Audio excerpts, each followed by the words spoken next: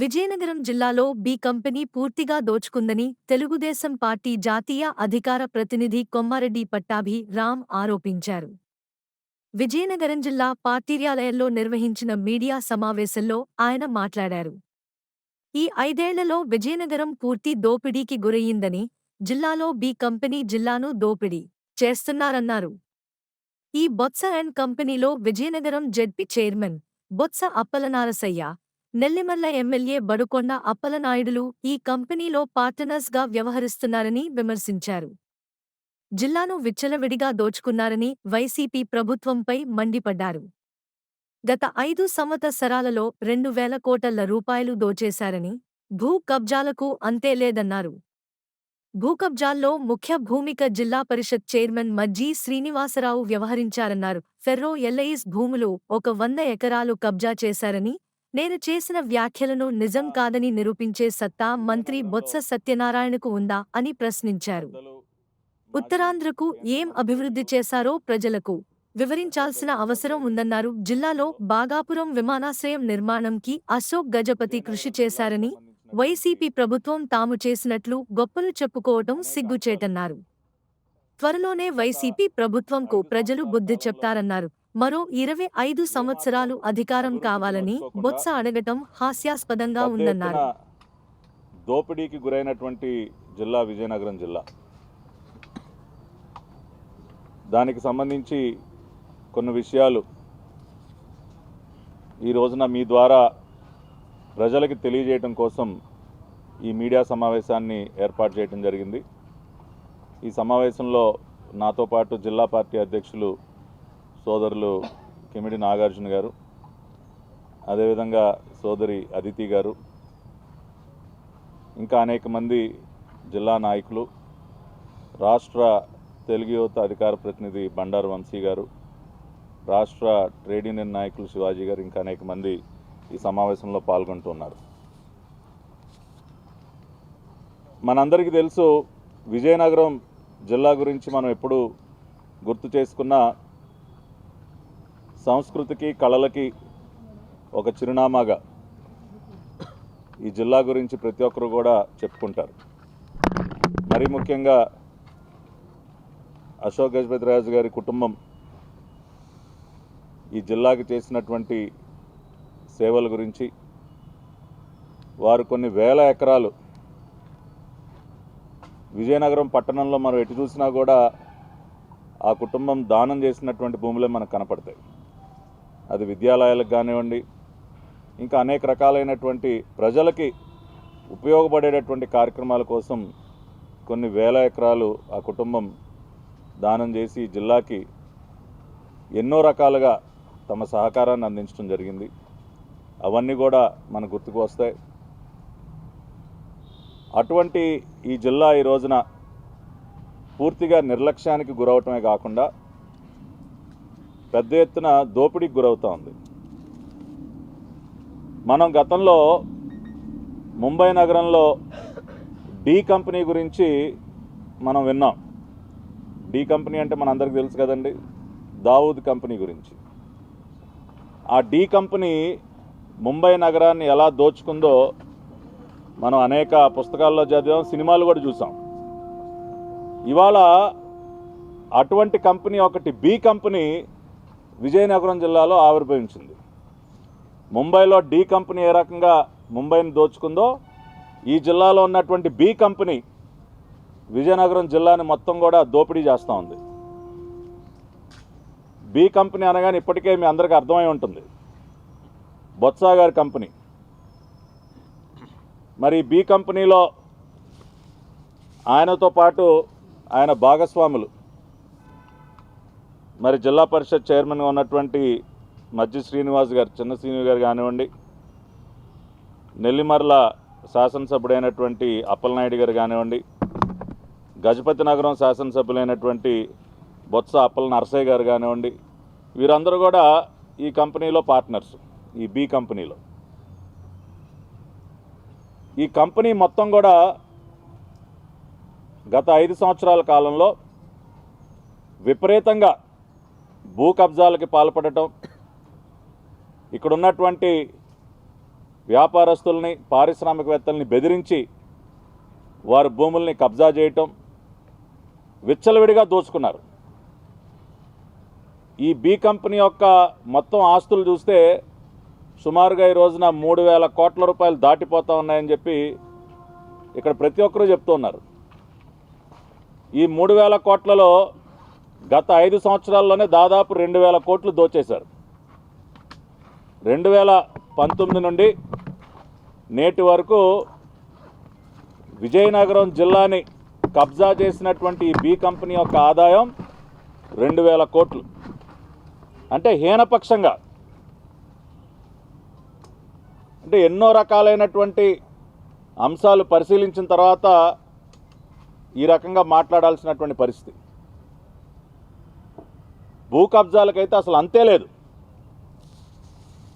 మొన్న ఈ మధ్యనే ప్రధాన దినపత్రికల్లో పతాక శీర్షికల్లో మనం చూసాం. ఈ బి కంపెనీలో ముఖ్య భూమిక పోషించేటటువంటి జిల్లా పరిషత్ చైర్మన్ గారు చిన్న సీను గారి భూదందా గురించి అనేక కథనాలు మనం చూస్తూ ఉన్నాం. ఏ రకంగా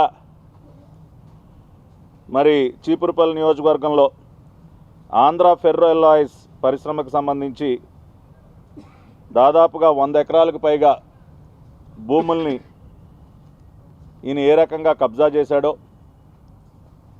ఆ భూముల ద్వారా ఎంత దోపిడీకి తెగబడ్డాడో, అంతేకాకుండా ఇట్లా చెప్పుకుంటూ పోతే భూ కబ్జాలకు సంబంధించే అనేక ఉదాహరణలు ఉన్నాయి.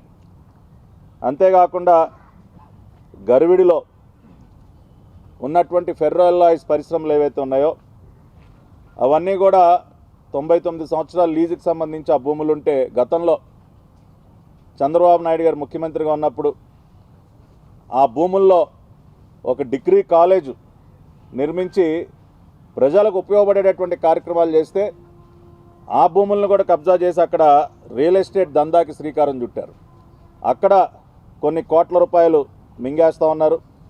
ఇట్లా విచ్చలవిడిగా ఈ జిల్లాలో ఎక్కడ చూసినా కూడా వీళ్ళ భూదందానే మనకు కనపడుతుంది. అంతేకాకుండా భోగాపురం ఎయిర్పోర్ట్కి సంబంధించి ఇక్కడ ఒక విషయం మనం ప్రధానంగా చెప్పుకోవాలి. ఆ రోజున అశోక్ గజపతిరాజు గారు కేంద్ర పౌర విమానయాన శాఖ మంత్రిగా భోగాపురం ఇంటర్నేషనల్ ఎయిర్పోర్ట్ నిర్మాణానికి ఆయన చేసినటువంటి కృషి, మరీ ముఖ్యంగా చెప్పుకోవాల్సింది ఆ ఎయిర్పోర్ట్కి ఎంఆర్ఓ ఫెసిలిటీ తీసుకొచ్చారు, మెయింటెనెన్స్, రిపేర్ అండ్ ఓవర్హాల్.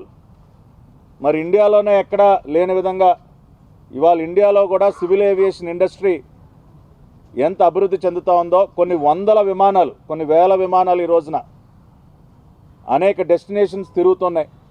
మరి అన్ని విమానాలకి ఇప్పుడు మొన్నటి వరకు విదేశాలకు వెళ్ళి మరి రిపేర్కి కానీ ఓవర్హాల్కి కానీ వెళ్లాల్సినటువంటి పరిస్థితుల్లో అటువంటి ఎంఆర్ఓ ఫెసిలిటీని భోగాపురం ఎయిర్పోర్ట్కి తీసుకొచ్చి ఈ ప్రాంత అభివృద్ధి కోసం ఆయన ఆనాడు కేంద్ర పౌర విమానయాన శాఖ మంత్రిగా ఆయన కృషి చేసి ఈ జిల్లాకు తీసుకొస్తే ఇవాళ వీళ్ళు చేస్తున్నది ఏంటండి?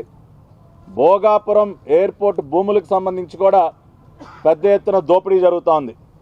గతంలో 2,700 ఎకరాలు భూసేకరణ చేసి ఆ రోజున ఎయిర్పోర్ట్కి మేము సిద్ధం చేస్తే దానిలో ఒక 500 ఎకరాలు మాయం చేశారు. 2,700 కాస్త 2,200 అయిపోయింది.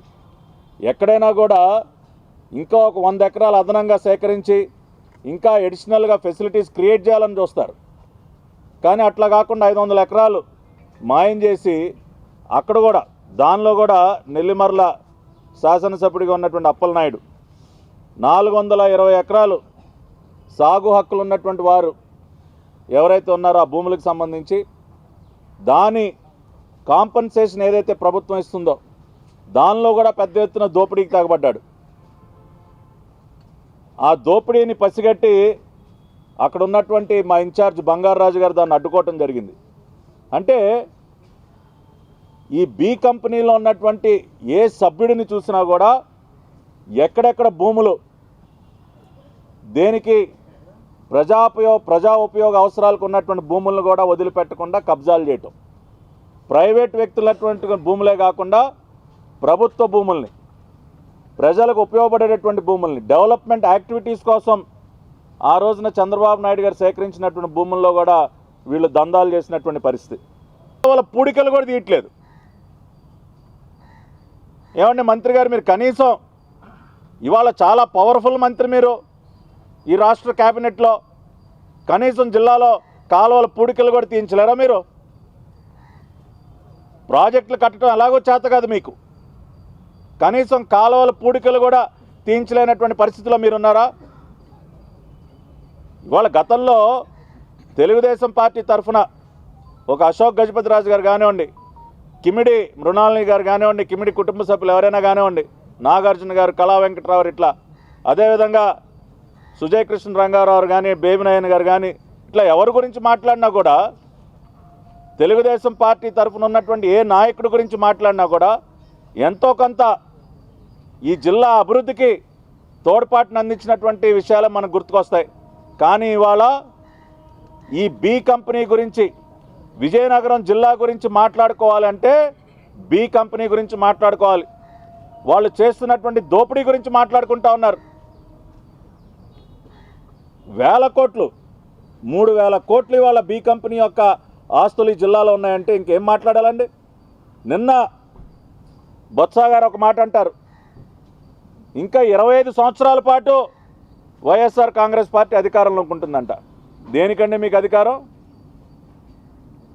ఇంకొక 25 సంవత్సరాలు మీరు అధికారంలో ఉండి అసలు జిల్లా మొత్తాన్ని ఆక్రమించేస్తారా? ఇక జిల్లాలో ఎవరి పేరున ఏ ఆస్తి లేకుండా మొత్తం జిల్లా మొత్తం కబ్జా చేయడానికి మీకు 25 సంవత్సరాలు కావాలా? లేదంటే ఇప్పుడు ఉన్నటువంటి 3,000 కోట్లని 30,000 కోట్ల ఆస్తులుగా పెంచుకోవటానికి మీకు ఇంకొక 25 సంవత్సరాలు కావాలా? దేనికి కావాలండి మీకు 25 సంవత్సరాల అధికారం? ఈ రోజు వరకు ఈ జిల్లాని నేనే శాసిస్తున్నాను, నేనే బిగ్ బాస్ అని చెప్పుకుంటారు మీరు. ఏదో ఒక్క ప్రాజెక్టు చెప్పండి జిల్లాకి ఇది చేశారు. విచ్చలవిడిగా మరి ఇసుక దోపిడీ కూడా పెద్ద ఎత్తున చేస్తున్నటువంటి సందర్భం. నెల్లిమర్లలో కానివ్వండి, గజపతి నగరంలో కానివ్వండి, విపరీతంగా ఎటువంటి ఎన్విరాన్మెంటల్ క్లియరెన్స్ లేకుండా, ఎటువంటి అనుమతులు లేకుండా ఇసుక దోపిడీ. మరి నెల్లిమర్లలో సారేపల్లి మండలంలో అక్కడ జరుగుతున్నటువంటి ఇసుక దోపిడీ మనందరికీ తెలిసిన విషయమే. అంటే రకరకాల మార్గాల ద్వారా, ఒక్క భూదందాలే కాకుండా గ్రావెల్ మైనింగ్లో కానివ్వండి, శాండ్ మైనింగ్లో కానివ్వండి, విపరీతంగా కూడా దోచేస్తున్నటువంటి పరిస్థితి. అంతేకాకుండా వీళ్ళు పారిశ్రామికవేత్తలుగా కూడా వీళ్ళు అవతరించారు. వీళ్ళకి చెందినటువంటి కంపెనీల నుంచే వస్తువులు కొనాలంట. శ్రీ పాలిమర్స్ పేరుతో మరొక కంపెనీని ఎస్టాబ్లిష్ చేసి ఆ కంపెనీకి చెందినటువంటి పైపులే కొనాలంట. ఇంకా ఏ కంపెనీ పైపుల్ని జిల్లాలో ఏ ప్రభుత్వ కాంట్రాక్టర్ కానీ, గవర్నమెంట్ డెవలప్మెంటల్ యాక్టివిటీస్ కానీ వేరే పైపులు ఏవి కూడా పనికిరావంట. అంటే ఏ రకంగా కబ్జా చేశారో చూడండి. తమ సొంత పైపుల కంపెనీ పైపులనే కొనాలని బలవంతంగా కొనిపించి ఆ రకంగా కూడా దోపిడీ చేస్తూ ఉన్నారు. అత్యంత నీచంగా మరి ఉమ్మడి విజయనగరం జిల్లాలో దాదాపుగా 210 రైస్ మిల్లులు ఉంటే ఆ రైస్ మిల్లులకు కూడా హుకుం జారీ చేస్తారు. అక్కడి నుంచి వచ్చేటటువంటి ఓక ఏదైతే ఉందో మరి బయట టన్ను 3,500 నుండి 4,000 రూపాయలకి కొనేటటువంటి పరిస్థితి ఉంటే వీళ్ళకి సగం కూడా కాకుండా 1,500 టన్నుకే ఇవ్వాలంట.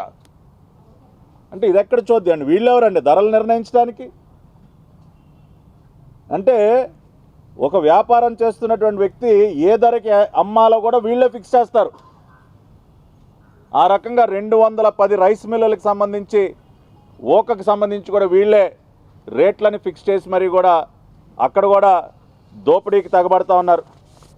ఈ రకంగా అనేక మార్గాల ద్వారా విపరీతంగా వీళ్ళు దోచేస్తున్నటువంటి పరిస్థితి. రెండో పక్కన పోనీ అభివృద్ధి ఏమన్నా చేశారా అంటే ఈ 5 సంవత్సరాల్లో నేను ఛాలెంజ్ చేస్తా ఉన్నా గౌరవ మంత్రివర్యుల్ని, మీరు ఈ 5 సంవత్సరాల కాలంలో విజయనగరం జిల్లాకి ఇదిగో ఇది చేశాను అని చెప్పటానికి ఏదైనా ఉందా? ఒక్కటి కూడా లేదు కదా. గతంలో మేము ట్రైబల్ యూనివర్సిటీ తీసుకొచ్చాం. ఇవాళ దాని ప్లేస్ని, దాని స్థానాన్ని ఎందుకు మార్చారు? దేనికోసం మార్చారు? గతంలో మేము రెల్లి గ్రామం పరిధిలో ఈ ట్రైబల్ యూనివర్సిటీ ఏర్పాటుకు అక్కడ భూసేకరణ చేస్తే, ఎందుకంటే ఆ చుట్టుపక్కలంతా కూడా గిరిజన ప్రాంతాలు ఉన్నాయి, దానిని అకస్మాత్తుగా దాన్ని మార్చేస్తారు. అకారణంగా ఒక మైదాన ప్రాంతంలోకి గిరిజన యూనివర్సిటీని తీసుకొస్తారు.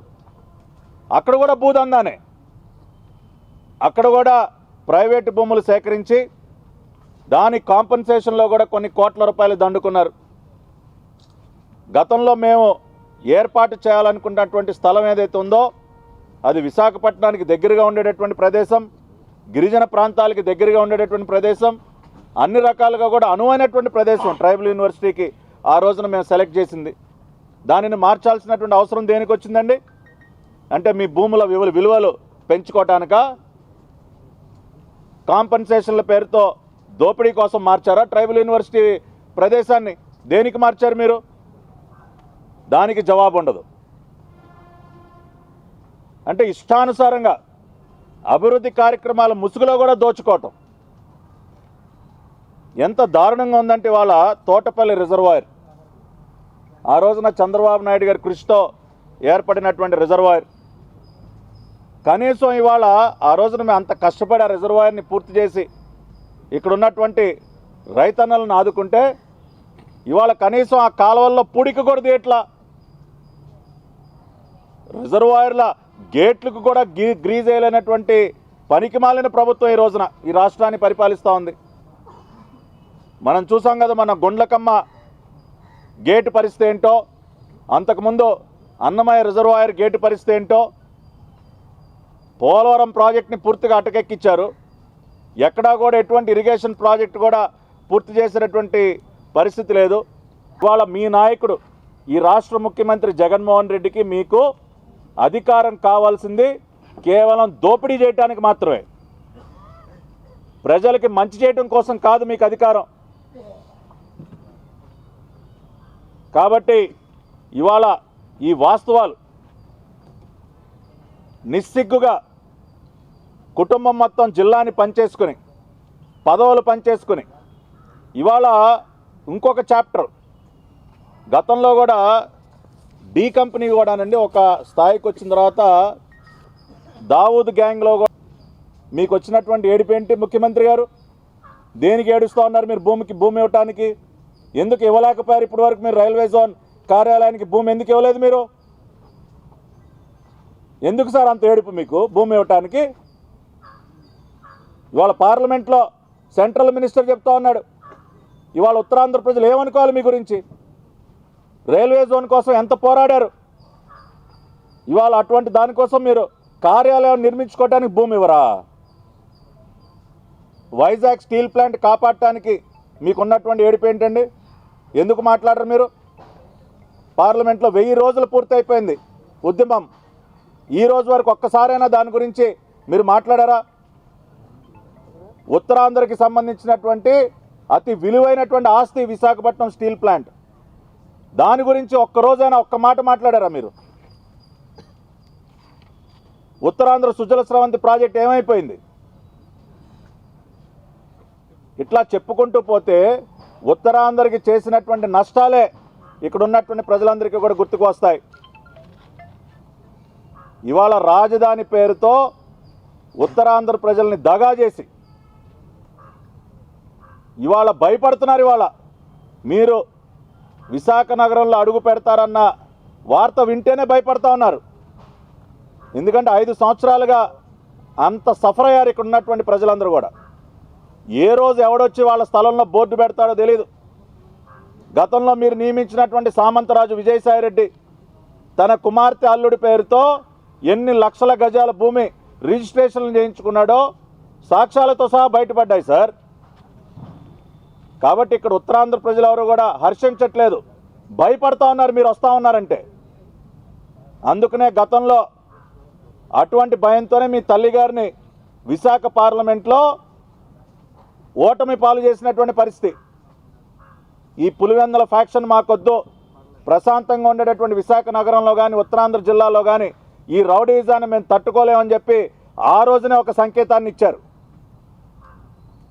కాబట్టి ఇంకా కూడా రాజధాని పేరుతో ఈ డ్రామాలు ఆపండి. మీకు చేతనైతే డెవలప్మెంట్ అభివృద్ధి చేసి చూపించండి. కంపెనీలు ఇక్కడి నుంచి పారిపోకుండా ఇక్కడికి పెట్టుబడులు తీసుకురండి. ఏమైపోయిందండి మీ పార్ట్నర్షిప్ సమ్మిట్? విశాఖలో చాలా సాధించామని చెప్పి ఒక పార్ట్నర్షిప్ సమ్మిట్ పెట్టారు. ఆ తర్వాత ఒక్క రూపాయి ఇన్వెస్ట్మెంట్ వచ్చిందా? ఏది రాలేదు. కాబట్టి ఆ రకంగా ఉత్తరాంధ్ర ప్రాంతానికి తీరని ద్రోహం చేసినటువంటి పార్టీ వైఎస్ఆర్ కాంగ్రెస్ పార్టీ అని ఇప్పటికే ఒక స్థిర నిర్ణయానికి వచ్చారు. రేపు ఒక పసుపు సునామీ చూస్తారు ఉత్తరాంధ్రలో. తెలుగుదేశం పార్టీకి ఎప్పుడు కూడా ఉత్తరాంధ్ర ఒక కంచుకోట. రేపు 20వ తేదీన నారా లోకేష్ గారి యువగళం పాదయాత్ర ముగింపు సభ మీ గుండెల్లో రైళ్లు పరిగెత్తించడం ఖాయం. దానిలో ఎటువంటి అనుమానం లేదు. కొన్ని లక్షల మంది ఆ రోజున సభా వేదిక వద్దకు చేరుకోబోతున్నారు. నారా లోకేష్ గారు ఎన్ని ఆటంకాలు ఎదురైనా, ఎన్ని రకాల దాడులు చేసినా, ఆయన పైన ఎన్ని తప్పుడు కేసులు పెట్టినా సరే దిగ్విజయంగా ఆయన పాదయాత్రని పూర్తి చేస్తూ ఉన్నారు.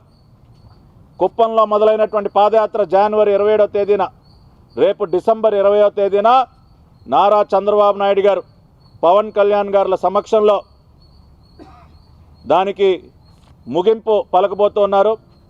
కొన్ని లక్షల మంది ప్రజలందరూ కూడా వచ్చి నారా లోకేష్ గారిని ఆశీర్వదించబోతున్నారు. ఆ రోజునే చూస్తారు ఉత్తరాంధ్రలో ప్రజలు ఏ రకంగా తెలుగుదేశం జనసేన ఈ రెండు పార్టీల పక్షాన్ని ఏ విధంగా నిలబడ్డారో 20వ తేదీన ఆ సన్నివేశాలు చూస్తేనే మీ గుండెల్లో రైళ్లు పరిగెడతాయి. దానికి కూడా సిద్ధంగా ఉండండి. ఇప్పటికే మరి అన్ని ఈ 3 జిల్లాల్లో ప్రతి నియోజకవర్గంలో కూడా పెద్ద ఎత్తున పార్టీ నాయకులందరూ కూడా తీవ్రంగా శ్రమిస్తూ ఉన్నారు. ఖచ్చితంగా ఆ సభ భారీగా విజయవంతం అవుతుంది. జగన్మోహన్ రెడ్డి పతనానికి పునాది రేపు 20వ తేదీన యువగళం పాదయాత్ర ముగింపు సభ పునాది వేయబోతోంది. సైకో జగన్కి చెప్తూ ఉన్నాం, నీ పతనానికి పునాది రేపు 20వ తేదీ యువగళం పాదయాత్ర ముగింపు సభలో పడబోతోంది. అది కూడా దానికి కూడా మీరు సిద్ధంగా ఉండండి. విభేదాలు మొదలయ్యాయి. దావూద్ ఇబ్రాహిం, చోటా రాజన్ మనకు తెలుసు కదా. అదేవిధంగా ఇప్పుడు బి కంపెనీలో కూడా గొడవలు మొదలయ్యాయి. ఎందుకంటే ఎప్పుడైతే వేల కోట్లలోకి వెళ్ళిపోతుందో సంపద, సాధారణంగానే గొడవలు వస్తాయి కదా. ఇప్పుడు ఈ బి కంపెనీలో కూడా ఈ వాటాలు పంచుకోవటంలో తేడాలు వచ్చి అంతర్గత విభేదాలు. బొత్స గారికి, జడ్పీ చైర్మన్ గారికి, బొత్స గారికి, నెల్లిమర్ల ఎమ్మెల్యే గారికి ఈ రకంగా వాటాలు పంచుకోవటంలో డి గ్యాంగ్లో ఎలా అయితే గతంలో అంతర్గత యుద్ధం జరిగిందో ఇప్పుడు ఈ బి గ్యాంగ్లో కూడా లేటెస్ట్గా యుద్ధం మొదలైంది. అంటే ఏ రోజు కూడా ప్రజల గురించి ఆలోచించాలన్న జ్ఞానం వీళ్ళకి ఏ రోజు కూడా రాదు. కాబట్టి ఇవాళ నేను ఈ జిల్లా మంత్రి గారిని నేను సూటిగా ప్రశ్నిస్తూ ఉన్నా. గత 5 సంవత్సరాల కాలంలో హీనపక్షంగా మీ బి గ్యాంగ్ 2000 కోట్ల రూపాయలకి తక్కువ కాకుండా దోపిడీ చేసిందా లేదా? ఇవాళ నేను అనేక ఉదాహరణలు చెప్పా ఇవాళ ఈ మీడియా సమావేశం ద్వారా. ఇవన్నీ వాస్తవాలు కాదు అని చెప్పే ధైర్యం మీకుందా? నిజం కాదు అని ప్రూవ్ చేసే ధైర్యం మీకుందా? I'm challenging you. జవాబు చెప్పండి. లేదు ఇదిగో ఈ జిల్లాకి నేను ఇది చేశానని చెప్పుకునే సత్తా మీకుందా? అటువంటిది మీలో ఒక్క 1% ఉన్నా కూడా మీరు మీడియా ముందుకు వచ్చి జిల్లా ప్రజలకు సమాధానం చెప్పండి. ప్రతిపక్ష పార్టీగా నాయకుడిగా నాకు కాకపోయినా విజయనగరం జిల్లా ప్రజలకు మీకు జవాబు చెప్పండి. దేనికి మళ్ళీ మీకు ఓటు వేయాలి? దేనికి మళ్ళీ మీ పార్టీకి అధికారాన్ని ఇవ్వాలి? ఒక్క కారణమైనా చెప్పగలరా మీరు? ఉత్తరాంధ్ర ప్రాంతాన్ని మొత్తం కూడా సర్వనాశనం చేసినటువంటి పార్టీ వైఎస్ఆర్ కాంగ్రెస్ పార్టీ అని చెప్పి ఉత్తరాంధ్ర ప్రజలందరూ కూడా బాధపడుతూ ఉన్నారు. మీరు ఈ 5 సంవత్సరాల్లో రిషికొండకి గుండు కొట్టించడం తప్పితే మీరు ఇదిగో ఇది చేశానని మీరు చెప్పగలరా? పలాసలో ముఖ్యమంత్రి గారు మాట్లాడుతూ ఉన్నారు నిన్న ఏడుపంట, ప్రతిపక్ష పార్టీలకి ఏడుపంట. ఆయన వైజాగ్లో ఇల్లు కట్టుకుంటే ఏడుపంట. మీ డబ్బులతో మీరు కట్టుకుంటే మాకెందుకండి ఏడుపు? ఊరికొక ప్యాలెస్ ఆల్రెడీ కట్టుకున్నారు కదా. కానీ ప్రభుత్వ భూమి పర్యావరణ అనుమతులు లేకుండా ఆ రకంగా మీరు ఒక రిషికొండను పూర్తిగా ధ్వంసం చేసి కడతా ఉంటే ప్రజాధనాన్ని దుర్వినియోగం చేసి ప్రశ్నించకుండా ఎలా ఉంటామండి? మాకు మీ మీద పడి ఆడవలసిన అవసరం మాకేంటండి? మీరు ఏడిసే ఏడుపు మీరు ఏడిస్తే ఎవరు కూడా మిమ్మల్ని ప్రశ్నించరు. మొన్న కేంద్ర మంత్రి పార్లమెంట్లో ఏం చెప్పారు? మేము రైల్వే జోన్ శాంక్షన్ చేసి దాని కార్యాలయ నిర్మాణానికి భూమి అడిగితే